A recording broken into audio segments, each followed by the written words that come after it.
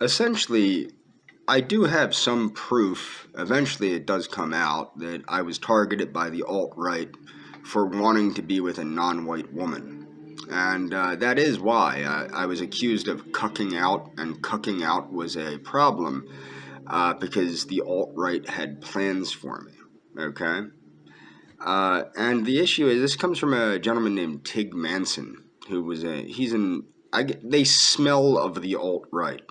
And I was harassed by these people online, and I was accused of being a race traitor and all this other crap online by the alt-right when I was seeking companionship of a non-white young lady. And I had suspected that's who was behind this the whole time, and people might go, "Well, I'm alt-right." Like there was one gentleman that has been very good at defending me that said, "I'm alt-right." The alt-right is not a political opinion or affiliation. Some people that are, I don't even know how you define alt-right political affiliation because it's so varied. But essentially, I guess you could call it like Trumpism. There's a lot of it. Although some of the alt-right have done what I've done and ditched Trump. See, I ditched Trump in the beginning, and a lot of them didn't like that. A lot of them didn't like that I kicked Trump to the curb in the beginning when he attacked Syria. After he went like, and then after Syria, after he attacked Syria, whoo, that went south real quick. He started letting everybody out of prison, giving all of our money to Israel, all sorts of crap. And I was like, woohoo, yeah, this is the most liberal coup. And not to mention the red flag laws for gun owners. He started like going super liberal. And it's because of the two people that were really in charge of the government, I think, Jared Kushner and Ivanka Trump, are radical liberals slash bloodthirsty Zionists, in my opinion. And that's the people that he had in charge of everything. And that's why he's letting everybody out of prison. He's putting red flag laws on gun ownerships. And I'm not even against red flag laws. That's what's funny. But I believe that the Constitution must be amended for that reason. But you start looking at the absolute craziness behind behind Trumpism, I guess you'd call it. And you have to actually say, yeah, this is dangerous for the country. And it was extremely dangerous. And a lot of the negative things Biden is doing are really just carryovers from Trump. That's what people need to keep in mind. Now, I wouldn't say Obama was not as bad as Trump. I actually made a video that I'll leave in the description called Obama was better for white people than Trump, unless I deleted it to avoid a purge. I might have deleted it already to avoid a YouTube purge. But my point is that a lot of alt-righters got very tiffed when I kicked Trump to the curb and started supporting actual National Socialism again. Okay, that's what I started supporting. Now, people like to call National Socialism far right. It's actually more like radical centrism. And the young lady that I had befriended and then who I had sought companionship with and who I was being harassed over constantly and threatened by the alt-right, she was a justicialist. And that led me to start exploring other forms of third positionism. And I would call myself I call myself a U.S. progressive because that's what I am. I'm like a Theodore Roosevelt style progressive, which isn't too far from third positionism, but it's an ideology that meshes well with U.S. politics as opposed to it's not made for Europe, it's not made for Latin America, it's made for the United States, and that's why I embrace a Theodore Roosevelt style progressivism. But long story short, there is evidence of alt-right. Basically the alt-right threatening me. And what the alt-right is, a lot of people don't understand this. When I was younger, I was a member of a lot of not an official member. I hung around with a lot of pro-whites. Okay? And a lot of the pro-white groups really grew when the internet came about in like 1994, 1995, what have you. I didn't have the internet until like 2000 and something, and I really didn't use the internet until I had a cell phone in like 2008. I've just never been into computers. But that's when a lot of the pro-white groups started growing. But then in about like right before the Trump era and definitely during the Trump era, you saw a lot of the pro-white movements move from, I would say, legitimate pro-white ideas to these crazy alt-right, frantic, half psychotic, schizophrenic, lunatic ideas that are all over the place. Generally speaking, a lot of pro-white groups, it's like, yeah, we're white and we like being around white people, blah. Like that's the totality of it. And like some of the political views can be a little rough, but I mean, generally speaking, if you meet most pro-white people, they're not really aggressive towards other groups of people. With the alt-right, they started mixing internet harassment with physical violence. And it finally culminated into physical violence with people like the Proud Boys. And really, the alt-right, what they remind me of is like the Antifa of the Republican Party. So the Democrats have their Antifa, who troll and harass and belittle people online and attack them in reality. And so does the alt-right. But the thing is, like, I like to threaten. What I like to do is I like to encourage them to come get me. And nobody's ever come and got me yet. In fact, somebody was threatening that they were at a certain place near my apartment. I went there. They weren't there.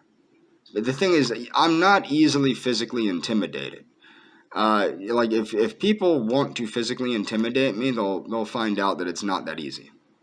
Okay, I'm not easy to physically intimidate.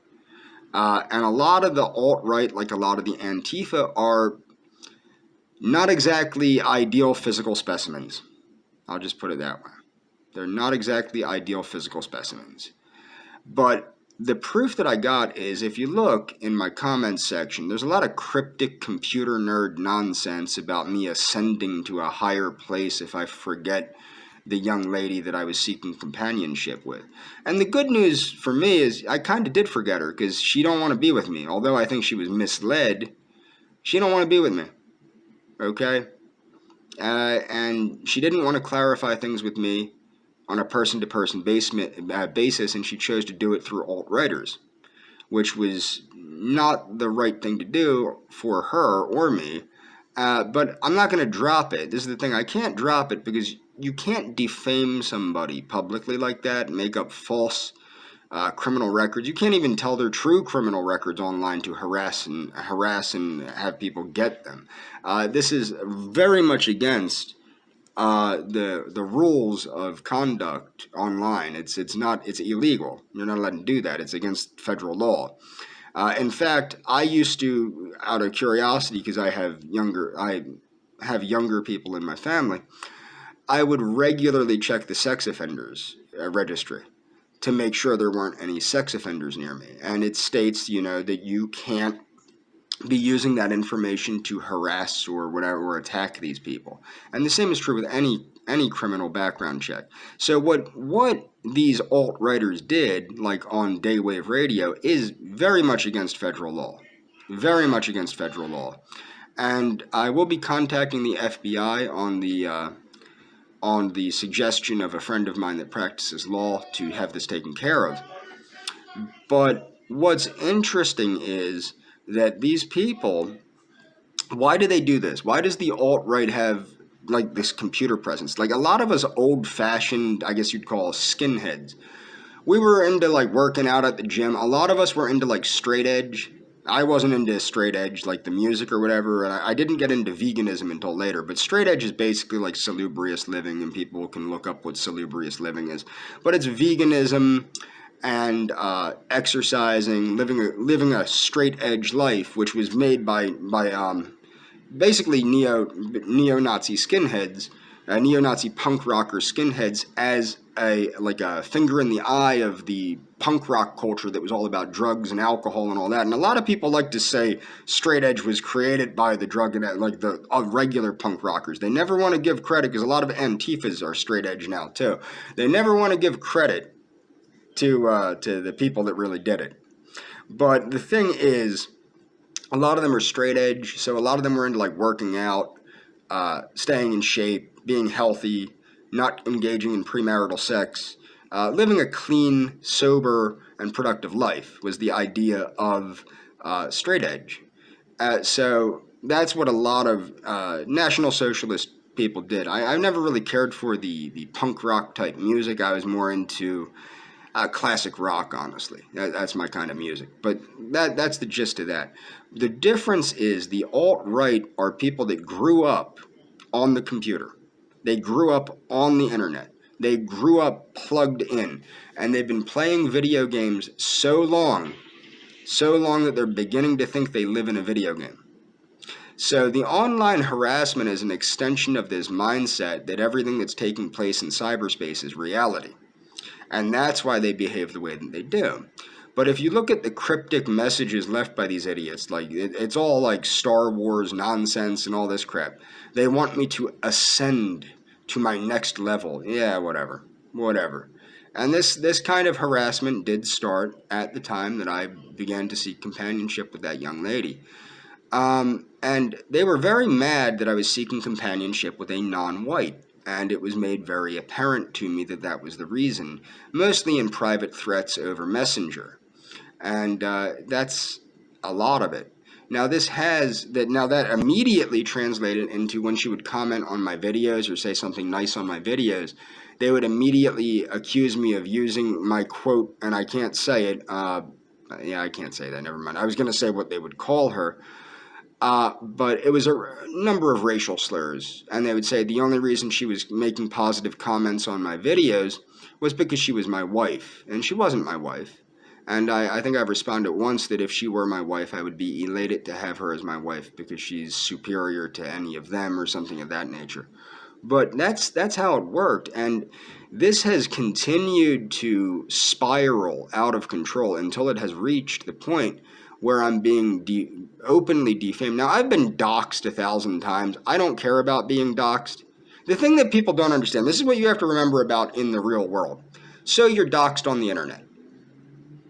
Somebody can come get you. I live in a neighborhood where somebody can come get me every time I go to get my mail. Every time I take the trash out, somebody could come get me.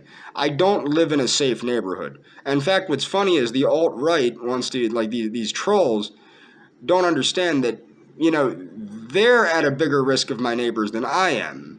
But even then, I'm at a bigger risk from my neighbors than I am from them. And it cracks me up. Like, the stuff that's happened around me is ridiculous.